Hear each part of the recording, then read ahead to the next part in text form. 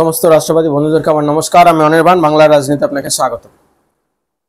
বন্ধুরা, আজকে একটি বিশেষ ব্যাপার নিয়ে কথা বলবো যে ডোনাল্ড লু সারা বিশ্বে নির্বাচিত সরকারকে ফেলে চলেছে, নির্বাচিত সরকারকে বদলে দেওয়ার চেষ্টা করছে। যার শুরুয়াত হয়েছিল আলবানিয়া থেকে। আলবানিয়া তার টেস্টিং গ্রাউন্ড ছিল। প্রথমে সেখানে তিনি টেস্টিং শুরু করেন এবং সেখানকার সরকার বদলে ফেলেন। তারপরে তিনি বুঝতে পেরে যান যে আমি যে কোনো দেশের সরকার ফেলতে পারবো, এবং তা বহাল তবিয়তে দারুণভাবে এই কাজটা করছেন।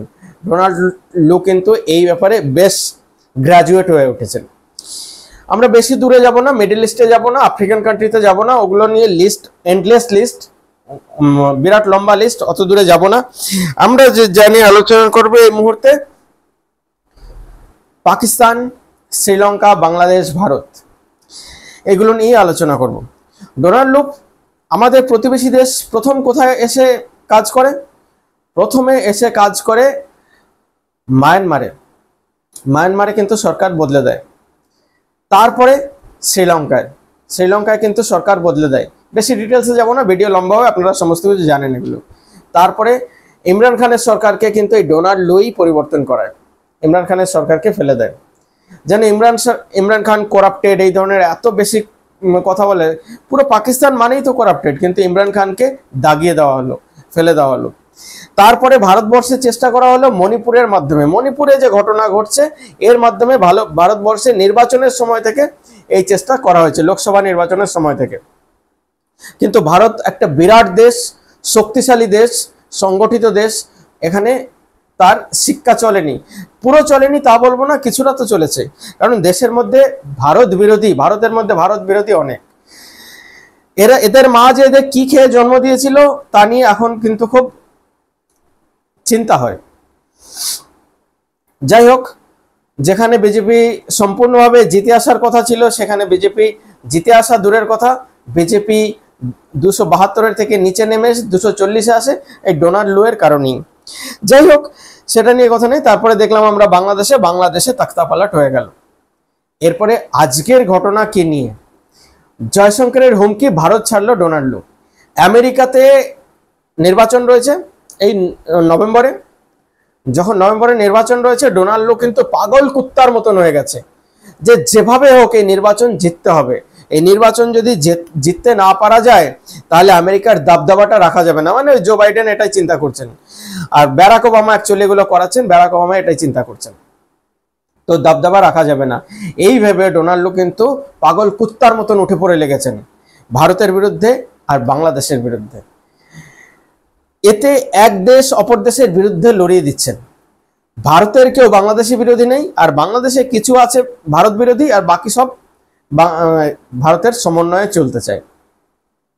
কিন্তু জয়শঙ্কর জি একটা বড় কথা বলে দিয়েছেন, একদম পরিষ্কার স্টেটমেন্ট দিয়ে দিয়েছেন যে আমেরিকা যেভাবে ভারতের রাজনীতিতে ইন্টারফারেন্স করছে, যেখানে ইন্টারফেয়ার করছে, যেভাবে যা করছে, যে বিরোধীদের সঙ্গে মিলছে, এসে দিল্লিতে বসছে না, বিরোধীদের সঙ্গে এসে মিলছে, দেখা করছে, তাতে কিন্তু ভারতবর্ষ যদি এই কাজটা করে তখন কেমন লাগবে?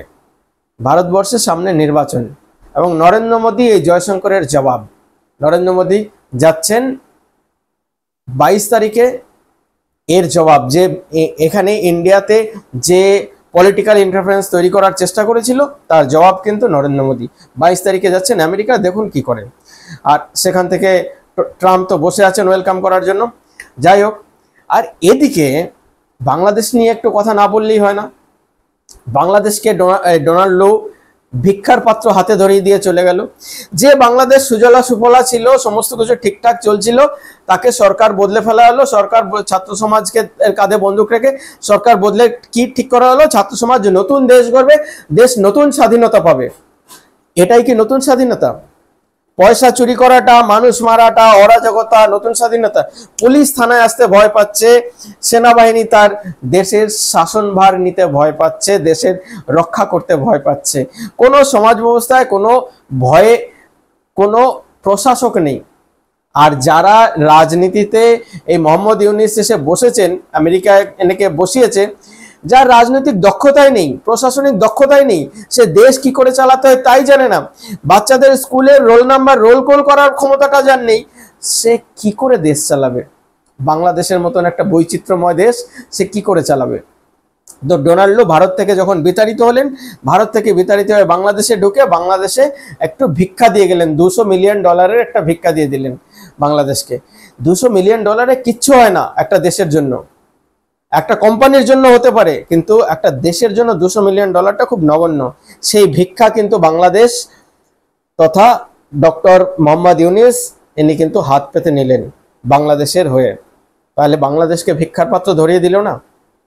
আর যখন বাংলাদেশে বন্যা সিচুয়েশন তৈরি হয়েছিল, সেই সময়টাতে বাংলাদেশের মানুষকে দেখেছি অকাতরে পয়সা দিতে, অকাতরে, কেউ ঘট ভেঙে দিচ্ছে, কেউ সমস্ত যা যা জমি ছিল সমস্ত কিছু থেকে দিচ্ছে, কেউ 1 মাসের বেতন ধরে দিচ্ছে, অকাতরে পয়সা দিতে দেখেছি। এই টাকাটা কয়েক কোটিতে পৌঁছে গেছে, এই দানটা, এই ত্রাণের দানটা, সাধারণ অলিখিত দান, যার কোনো লিখিত হিসাব নেই, যা এই গ্রুপটা হিসেব দিচ্ছে 12.5 কোটি টাকার মতন, কিন্তু সংখ্যাটা অনেক বেশি, অনেক বেশি। সেই টাকা নিয়ে কারা পালিয়ে যাচ্ছে দেশ থেকে? যারা শাড়ি পরে বিদ্রোহ করেছিল না, বিদ্রোহের অগ্রভাগে ছিল বাংলাদেশের ছাত্র সমাজে, তারা স্কার্ট পরে গুচ্চির ব্যাগ নিয়ে, গুচ্চির ট্রলি নিয়ে আমেরিকায় চলে যাচ্ছে, যার ব্যাগ ট্রলির দাম 3 লাখ 3.5 লাখ টাকা করে এক একটা, কমসে কম। যে শাড়ি পরে বিদ্রোহ করছিল যেন বাংলার নারী, আজকে সে মডার্ন হয়ে গেছে, তার অ্যাকাউন্টে আজকে 1.5-2 কোটি টাকা। কোথায় পেল টাকা? ত্রাণের টাকা না?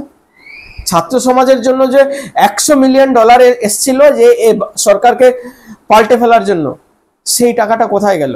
তা নিয়ে ভাগাভাগির যে লড়াই বাংলাদেশে আমরা দেখতে পাচ্ছি, সেটা কি করছে বাংলাদেশ? এই কি বাংলাদেশের নতুন স্বাধীনতা? না নতুন কিছু মানুষের স্বাধীনতা? কিছু মানুষ দোতলা বাড়ি বানাচ্ছে, বাড়িতে রং করাচ্ছে, গাড়ি কিনছে, বিদেশ যাচ্ছে, বিদেশ ঘুরতে যাচ্ছে, এটাই কি বাংলাদেশের স্বাধীনতা? এটাই কি বাংলাদেশের জনসাধারণ চেয়েছিল? এটাই কি ছাত্র সমাজের অধিকাংশ সবাই চেয়েছিল?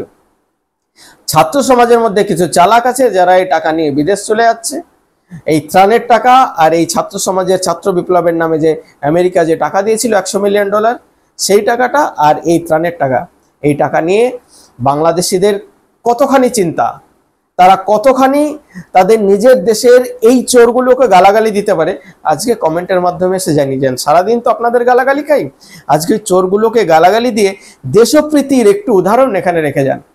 বন্ধুরা ভালো থাকবেন, নমস্কার।